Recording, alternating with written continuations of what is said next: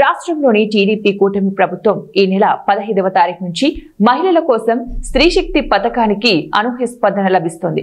రాష్ట్ర వ్యాప్తంగా ఆర్టీసీ బస్సుల్లో మహిళలు పెద్ద ఎత్తున ఉచితంగా ప్రయాణిస్తున్నారు. కేవలం సోమవారం ఒక్కరోజే 18 లక్షల మందికి పైగా మహిళలు ఈ పథకాన్ని వినియోగించుకుని జీరో ఫేర్ టికెట్లతో ప్రయాణించినట్లు అధికారులు వెల్లడించారు. దీనివల్ల మహిళలకు ఒక్క రోజులోనే 7 కోట్లకు పైగా ప్రయాణ ఖర్చు ఆదా తగ్గింది. ఈ పథకం ప్రారంభమైన నాటి నుంచి గత 4 రోజుల్లో మొత్తం 47 లక్షల మంది మహిళలు ఉచిత బస్సు ప్రయాణ సౌకర్యాన్ని పొందారు.